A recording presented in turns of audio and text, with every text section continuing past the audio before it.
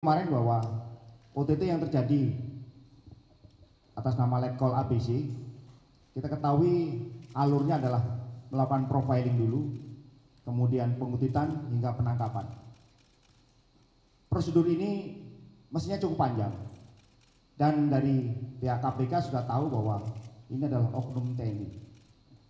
Namun lebih detailnya seperti apa kejadiannya nanti dan Puspom TNI akan menjelaskan. Silakan. Baik, terima kasih. Selamat siang untuk rekan-rekan wartawan. Jadi seperti apa yang disampaikan Kapuspen tadi, izinkan saya untuk menjelaskan kronologis kejadian yang kami terima. Jadi terus terang OTT ini kami terima dari berita media. Jadi setelah mendapat berita tersebut, kami mengirim tim untuk merapat ke KPK. Di sana berkoordinasi untuk yang tertangkap tangan dalam hal ini Letkol ABC sudah berada di sana. Kita dari tim Puspom TNI dengan KPK kita rapat gelar perkara yang pada saat gelar perkara tersebut akan diputuskan bahwa seluruhnya yang terkait pada saat OTT tersebut akan ditetapkan sebagai tersangka karena berdasarkan alat bukti yang sudah cukup. Dari tim kami terus terang keberatan kalau itu ditetapkan sebagai tersangka, khususnya untuk yang militer, karena kami punya ketentuan sendiri, punya aturan sendiri. Namun pada saat press conference ternyata statement itu keluar bahwa Letkol ABC maupun Kabasarnas Marsdia HA ditetapkan sebagai tersangka. Nah, di sini mulai bergulir, timbul polemik di media, yang pada intinya kami, apa yang disampaikan Panglima, sebagai TNI harus mengikuti ketentuan hukum dan taat kepada hukum. Itu tidak bisa ditawar. Dan bisa kita lihat siapapun personil TNI yang bermasalah, selalu ada punishment-nya tadi kalau Kapus menyampaikan. Setelah kejadian tersebut, setelah hasil pemeriksaan 1x24 jam sesuai dengan ketentuan, Letkol ABC baru diserahkan kepada kami dengan status oleh KPK sebagai tahanan. Tapi terus terang banyak juga teman-teman media yang menanyakan ini kenapa yang Letkol ABC sudah ditahan, yang Kabasarnasnya belum dilaksanakan penahanan. Terus terang saat itu kami sampaikan, kami belum melaksanakan proses hukum sama sekali. Karena dasar kami melaksanakan proses hukum adalah laporan polisi. Dan saat itu dari rekan-rekan KPK yang melakukan penangkapan belum membuat laporan kepada kami selaku penyidik di lingkungan militer. Jadi status Letkol ABC yang saat itu diserahkan hanya sekedar titipan. Dan seharusnya penyerahan yang bersangkutan ini diikuti dengan barang bukti yang ada pada saat OTT tersebut. Karena barang bukti uang yang ada ditangkap dari atau diambil dari Letkol ABC ini. Siang ini tadi sekitar pukul 10.30 kami baru menerima laporan resmi, ada laporan polisi dari pihak KPK. Disitulah kami baru bisa bergerak melaksanakan proses hukum terhadap 2 personel TNI yang nantinya setelah kita dalami kembali, tentunya dengan bukti-bukti yang cukup akan kita tingkatkan menjadi atau masuk kepada proses penyidikan dan kita tetapkan sebagai tersangka. Tetapi mekanisme penetapan sebagai tersangka ini adalah kewenangan TNI sebagai undang-undang yang berlaku. Jadi pada intinya kita saling menghormati, kita punya aturan masing-masing, TNI punya aturan, dari pihak KPK atau itu hukum umum punya aturan juga. Kami aparat TNI tidak bisa menetapkan orang sipil sebagai tersangka. Begitu juga harapan kami pihak KPK juga demikian. Jadi biarkan, mari kita sama-sama bersinergi untuk pemberantasan korupsi. Dan TNI sangat mendukung pemberantasan korupsi. Jadi jangan beranggapan kalau diserahkan ke TNI akan diamankan, tidak. Silakan, kita akan melaksanakan penyidikan secara terbuka, rekan-rekan media bisa monitor. Akan aneh kalau yang pihak sipil diproses hukum, kejadian yang sama, yang pihak militer dibebaskan. Silakan nanti dipantau.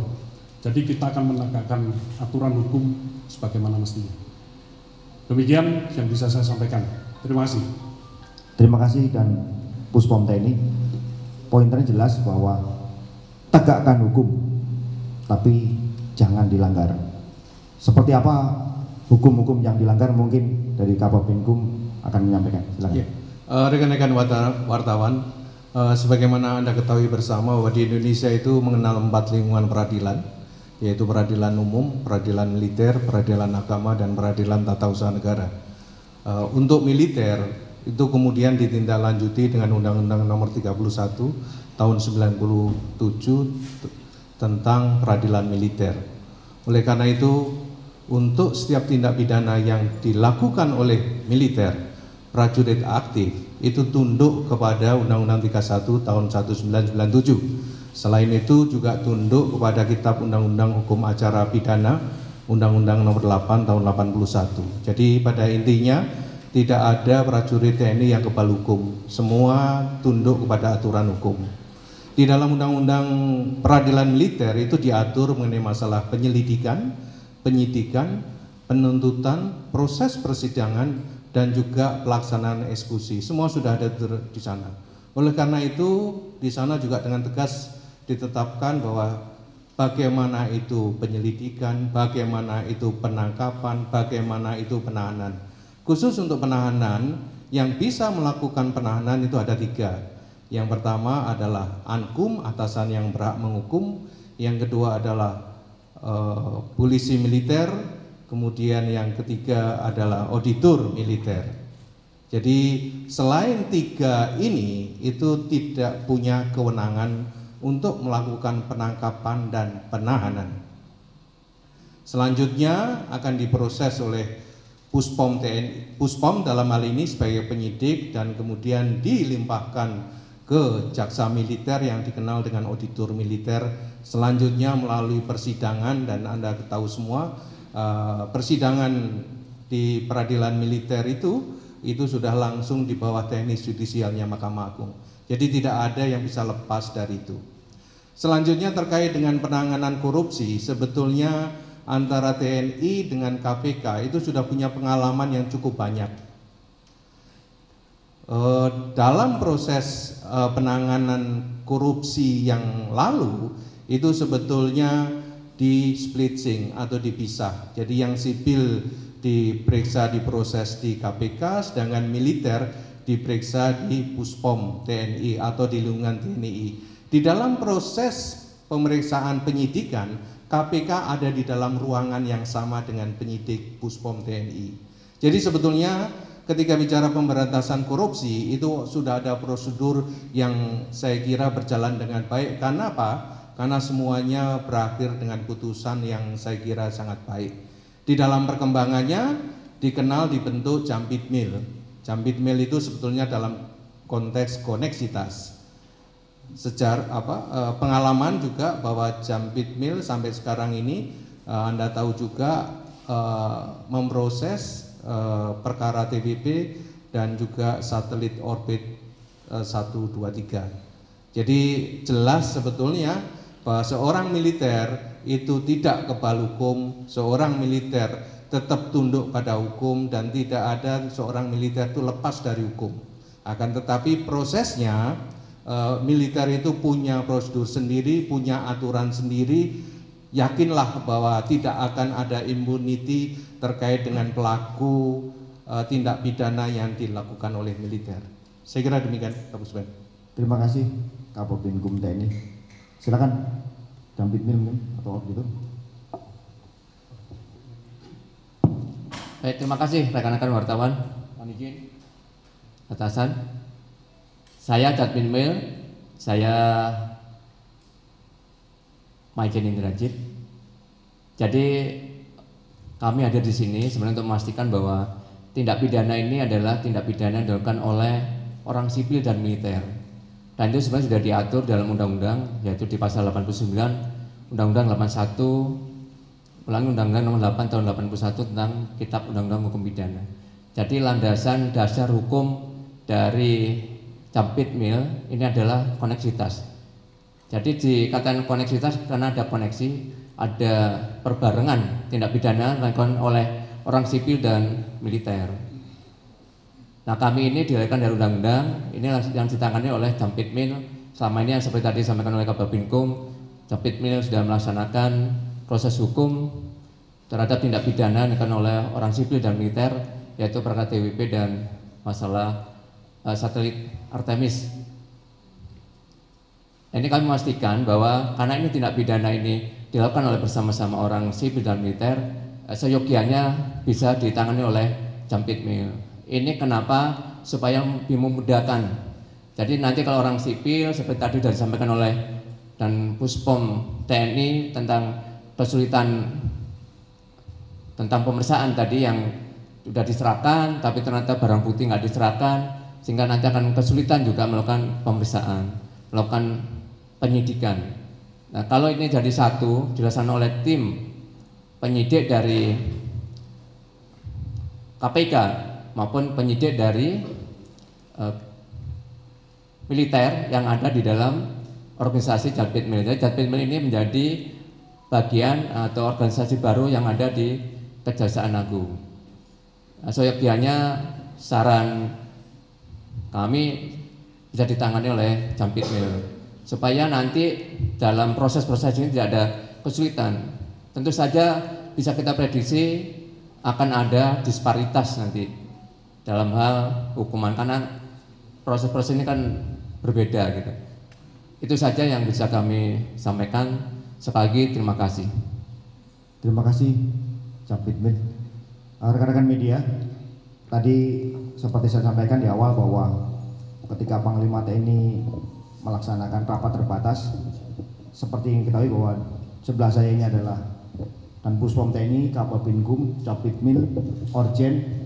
Kemudian di belakang ini ada dan di Puspom AU, Puspom AD dan Puspomal.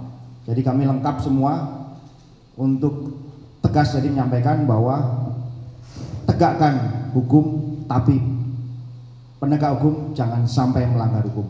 Setelah kegiatan ini, setelah konferensi pers, kami berencana akan ke KPK untuk melaksanakan koordinasi.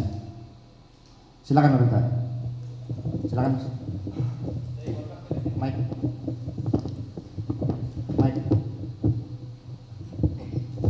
Cek. Izin Mbak, saya Iwan dari CNN. Untuk Dan Puspom, pertanyaannya adalah, apakah, saya mau menegaskan aja, apakah berarti ini ada pelanggaran prosedur yang dilakukan oleh pihak KPK? Itu aja Pak, pertama. Terus yang kedua, Pak HA ini, Pak Henry ini, sebentar lagi kan memasuki masa pensiun nih, sekitar mungkin seminggu atau 2 minggu lagi.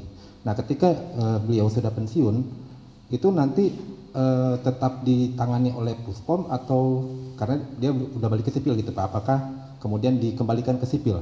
Itu Pak. Terima kasih Pak. Baik, terima kasih. Saya izin menjawab. Jadi menurut kami apa yang dilakukan oleh KPK untuk penetapan personil militer sebagai tersangka menyalahi ketentuan. Pertanyaan kedua, untuk Marsdia HA memang sudah memasuki masa pensiun, tetapi tindak pidana tersebut terjadi pada saat beliau masih aktif. Jadi kita lihat tempus delictinya, waktu kejadiannya. Jadi tetap berdasarkan tempus delicti, yang menangani adalah kewenangan ada di polisi militer. Demikian, terima kasih. Ada lagi? Mike.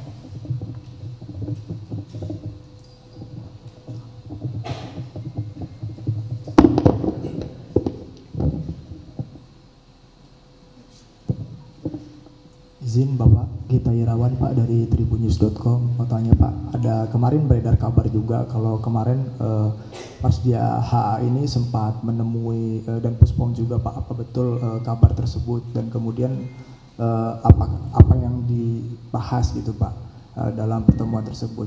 Kemudian yang kedua, saat ini posisinya Marsdia HA dan juga Letkol ABC ini ada di mana Pak? Apakah sudah ditahan atau memang masih dalam proses pendalaman gitu? Terima kasih, itu aja Pak. Baik, terima kasih. Jadi betul, Marsdia HA sempat menemui saya, tapi bukan dalam arti ada sesuatu, tidak, tetapi sebagai bentuk pertanggungjawaban beliau. Beliau karena di KPK sudah merasa ditetapkan sebagai tersangka, kalau boleh dikatakan beliau menyerahkan diri. Saya akan bertanggung jawab terhadap semua ini. Jadi itu salah satu sifat gentleman beliau, kalau saya katakan. Jadi beliau menanyakan terus apa langkah-langkah apa yang terhadap saya harus dilakukan, itu yang beliau tanyakan. Jadi saya jelaskan nanti prosedurnya seperti ini. Semua saya jelaskan dengan terbuka. Kooperatif. Hanya itu pesan saya, minta saya kooperatif dengan penyidik pada saat proses hukum nanti. Terus yang kedua, tadi masalah posisi siang ini terus terang ya, tadi saya sampaikan saya baru menerima laporan polisi. Jadi kalau ibaratnya proses hukum adalah dalam satu ruangan, kuncinya itu baru saya terima siang ini. Jadi kemarin yang ada penetapan tahanan dan yang lain-lain, ya kami belum bisa masuk ruangan, belum bisa melaksanakan proses hukum. Jadi setelah kami pegang kunci, kami baru bisa melaksanakan penahanan, penyitaan, penggeledahan, dan yang lain-lain, sebagaimana proses hukum yang berlaku. Jadi itu, terima kasih. Ya, izin Pak, Yogi dari CNN. Mau bertanya, berarti kalau untuk bagi TNI, untuk kedua anggota ini belum berstatus tersangka ya Pak sampai saat ini. Dan satu lagi, tadi Bapak bilang bahwa penetapan tersangka dari KPK ini kan menyalahi ketentuan. Itu ketentuan yang Undang-Undang Peradilan Militer tadi atau yang mana Pak? Itu aja. Ya. Jadi beliau berdua belum kita tetapkan sebagai tersangka karena kita baru terima laporannya hari ini. Nanti kita kembangkan, termasuk dari tentunya kita akan koordinasi dengan KPK bukti-bukti apa yang sudah didapat, minimal 2 alat bukti, sehingga kami bisa mengambil langkah lebih lanjut, meningkatkan proses penyelidikan sama dengan yang di KPK menjadi penyidikan. Di situ baru nanti akan kita tetapkan sebagai tersangka. Terus yang kedua, masalah ketentuan di peradilan militer sudah jelas bahwa kita TNI ada kekhususan memang. Ada undang-undang tentang peradilan militer 31 tahun 97. Nah, itu yang kita gunakan. Ya, KPK dan yang lain-lain punya juga. Harapan kami semua tentunya sebagai penegak hukum untuk memberantas korupsi ini, mari kita ikuti aturan yang ada pada masing-masing. Demikian. Terima kasih. Terima kasih, Kabupaten Pintu menambahkan. Jadi prosedurnya tadi yang sampaikan sudah benar, dan saya tadi juga menyinggung bahwa kita sebenarnya sudah punya pengalaman. Dulu ketika KPK memeriksa perkara korupsi dan pelakunya itu sipil dan militer, ketika menyentuh kepada militer itu KPK langsung komunikasi sama kita, tidak kemudian langsung ditahan, ditetapkan status, kemudian di framing, di broadcast gitu, enggak, ditetapkan kita, terus kemudian kita dalami bersama dan kemudian kita sampaikan bersama. Itu. Ya. Silakan. Yang belakang ya. Anda di sini yang belakang.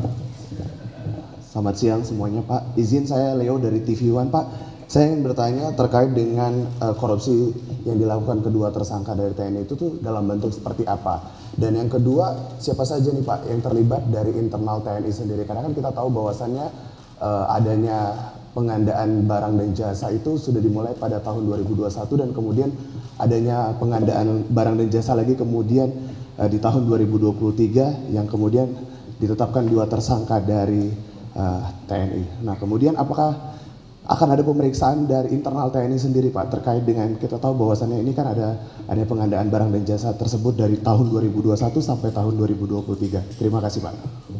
Terima kasih Mas. Jadi rekan-rekan tahu kan bahwa profiling ini sudah dilakukan sejak 2021.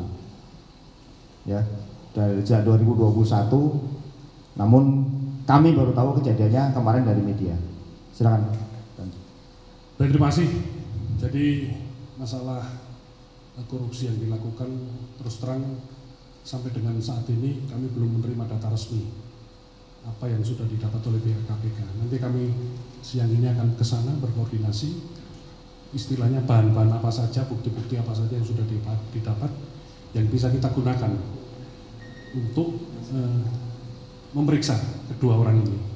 Nanti pengembangannya sampai di mana kita lihat. Saya belum berani memastikan apakah ini berkembang atau tidak, karena saya belum sampai dengan saat ini kita belum berikan bukti atau data-data dari KPK. Demikian.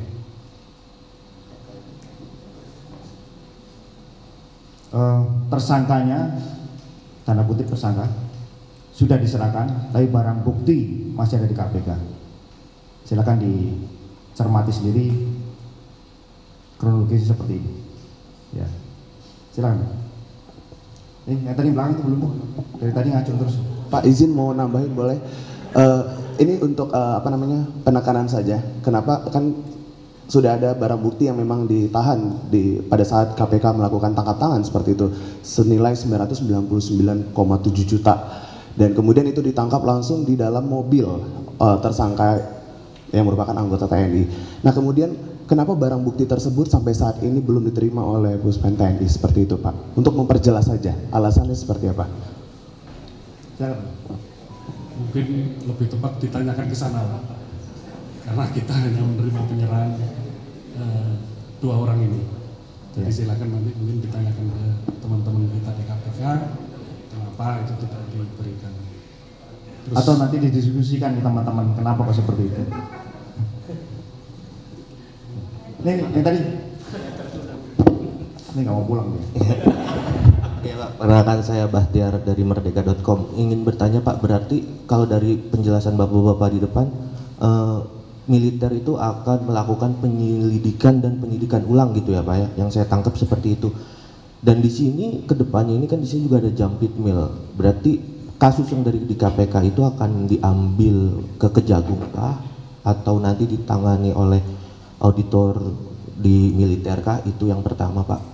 Dan yang kedua, ya kita tahu, kalau ini saya pengen minta tanggapan aja sih Pak, dan pandangan dari Bapak-Bapak, bahwa kita tahu kalau OTT itu kan cepat gitu ya Pak ya, cepat tangkapnya langsung cepat gitu ya, dan mungkin kalau ada pandangan yang kalau koordinasi dulu ntar keburu kabur itunya orangnya gitu ya. Nah itu bagaimana Pak pandangan dari Bapak-Bapak kalau karena kedua anggota TNI ini kan tertangkap dalam proses OTT gitu ya Pak ya. Satu-satu Pak. Ya, OTT itu kan prosesnya panjang. Tidak semena-mena ketemu di jalan langsung ditangkap. Kan bisa koordinasi. Ya, silakan. Baik, terima kasih. Jadi kaitan dengan OTT tadi, ini saya sedikit luruskan bahwa memang serah terima uang itu ada di BRI, dan beritanya di BRI, lapangan parkir BRI Mabes AR. Tetapi kedua orang ini ditangkap di luar markas besar TNI. Ini perlu saya tegaskan. Jadi khusus Letkol ABC ini ditangkap, kalau boleh saya katakan, di daerah Cipayung, di warung Soto Seger Boyolali dekat Polsek Cipayung. Nah, hanya di berita ditangkap di daerah Cilangkap. Nah, ini yang seolah-olah ini ditangkapnya di lingkungan Mabes TNI. Berikutnya soal koordinasi, apalagi pelaksanaan di sini, Pak. Kalau itu koordinasi baik dengan kita, tadi saya sampaikan. Kalau takut bocor, udah nggak usah ngasih awalnya. Kasih tahu Pak, jam sekian standby, nanti kami jemput, kami mau nangkap TNI Pak. Udah kita ikut Pak. Kita nggak akan tanya di mana masalah apa enggak, kita akan ikut. Ini kan dekat sekali Pak di Mabes AR. Mungkin nggak usah ditangkap di luar, cukup di parkiran kita tangkap. Kita yang menangkap, mereka menangani. Saya kira demikian. Ya, ada lagi? Dari Metro ada. Selamat siang Bapak-Bapak, saya Sarah dari Metro TV. Sebenarnya mau menegaskan aja, jadi kapan ini dari Kabasarnas maupun dari Letkol ABC akan ditangkap oleh polisi militer TNI? Terima kasih. Terima kasih. Kalau kapannya mungkin dalam waktu secepatnya setelah kelengkapan administrasi untuk proses penyidikan sudah kita lengkapi. Jadi kita nggak usah khawatir rekan-rekan bahwa ini akan kita olor-olor supaya tetap dengan bukti-bukti yang ada. Hanya tadi kita perlu kelengkapan alat buktinya dari KPK. Saya kira sudah cukup, dan kita misalkan melakukan penyelidikan sebagai prosedur sebelum ke penyidikan itu saya kira tidak perlu terlalu lama, karena apa yang sudah dilakukan KPK tentunya sama dengan apa yang kita perlukan nanti. Dan demikian. Ya, Mbak dari Mabes TNI, Mbak. Itu logonya Mabes TNI. Oke Pak, saya Rizka dari Kompas TV, selamat sore. Kalau misalnya tadi kita berbicara soal proses penangkapan dan penetapan tersangka gitu kan dari militer, ini juga punya cara sendiri, dari KPK punya cara sendiri. Nah saya ingin bertanya terkait dengan nanti jalur ataupun proses selama berjalannya proses hukum gitu ya Pak ya. Apakah nanti ini akan paralel bersama dengan KPK ataupun nanti akan saling silang? Ini kan akan ada saksi-saksi lain yang mungkin juga bukan dari anggota militer gitu Pak. Nanti akan seperti apa prosesnya Pak? Mohon penjelasannya. Terima kasih. Terima kasih Pak. Baik, terima kasih. Jadi prosesnya soal kecepatan proses penyelesaian di masing-masing saya kira. Tapi saya kira tidak akan berbeda waktunya terlalu lama. Dan mekanismenya sama, mulai proses penyidikan oleh KPK, masuk ke penuntutan kalau kita oleh auditor, mereka oleh jaksa KPK, terus sampai ke proses persidangan yang berujung nanti kalau sampai kasasi ada di satu tempat juga di Mahkamah Agung. Tetapi terkait dengan mekanismenya sama Mbak. Untuk tersangka militer kita memerlukan saksi dari yang sipil yang ada di KPK.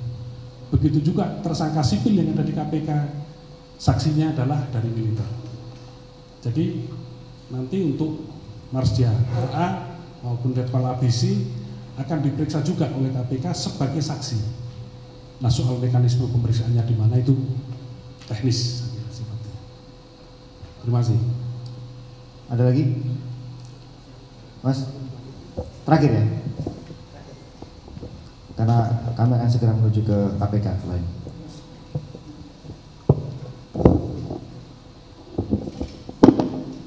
Baik Pak, terima kasih. Saya Ade dari Tempo. Ingin menegaskan aja Pak, artinya kan tadi kan disebutkan bahwa profiling dari Kabasarnas ini dari tahun 2021 gitu ya. Artinya komitmen dari TNI ini untuk pemberantasan korupsi ini seperti apa sih Pak? Artinya kan kalau bisa dikatakan ini kecolongan oleh KPK gitu ya, kalau boleh dikatakan gitu. Nah, berbicara dari dari TNI-nya sendiri, komitmen untuk misalnya untuk mencegah atau tindakan korupsi ini bagaimana gitu Pak? Mungkin itu. Terima kasih Mas. Sebetulnya beliau ini kan bukan dari TNI aktif, TNI yang ada di tubuh TNI sendiri, tapi di luar TNI. Jadi tidak bisa disebutkan sebagai kecolongan. Internal TNI sudah melakukan namanya waskat, baik itu dipimpin oleh Irjen masing-masing Kotama sampai ke Inspektorat di Mabes TNI, sudah sangat kuat melekat. Kemudian perintah harian Panglima TNI juga sangat jelas mengenai Sabta Marga, Sumpah Prajurit dan sebagainya. Nanti akan di-share jelas perintah harian Panglima TNI nomor 1, 2, 4 dan 6 misalnya. Itu bisa jelas disebutkan bahwa itu adalah pagar-pagar bagaimana TNI untuk berperilaku. Pada prinsipnya rekan-rekan media maupun masyarakat Indonesia sudah paham betul siapa Laksamana TNI Yudo Margono. Hanya ada hitam dan putih. Kalau bagus jadi kasih reward, kalau jelek ada pelanggaran hukum jadi punishment. Dan punishment sangat jelas, bisa dicek di berbagai sumber bagaimana ketegasan beliau dalam memimpin. Jadi tidak usah ragu-ragu dari masyarakat maupun rekan-rekan media bahwa ini akan dilaksanakan secara terang benderang apa yang disampaikan oleh Dan Puspom tadi. Bisa diikuti perkembangannya seperti apa. Demikian, terima kasih. Sudah saya? Dari mana Mas? Ya. Koran Tempo. Saya mau tanya keterkaitan korporasi dalam kasus rasuah ini, yaitu PT Kindah Utama dan komisarisnya Roni Aidil terhadap kasus rasuah ini. Nah, itu kan di korporasi tersebut mencantumkan bahwa dia adalah supplier spare part bagi TNI AU. Nah, kira-kira dari hal ini gitu, korporasi ini apakah terkaitannya dalam kasus yang sedang ditangani oleh KPK dan TNI ini? Terima kasih, Pak. Baik, terima kasih. Jadi kembali saya sampaikan bahwa kita sama sekali sampai sekarang belum pegang data-data. Soal nanti ada pengembangan lain itu nanti teknis di lapangan, tapi kita tentunya akan fokus penyelesaian kepada kejadian yang ada di Basarnas ini.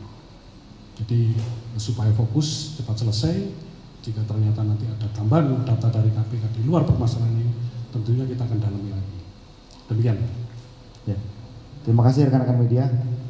Saya sangat berharap bahwa rekan-rekan media mampu membantu kinerja kami, turut mengawasi kinerja kami sehingga TNI tetap menjadi terdepan, garda terdepan dalam menjaga kedaulatan bangsa ini. Terima kasih. Wassalamualaikum warahmatullahi wabarakatuh. Om Santi Santi Santi Om.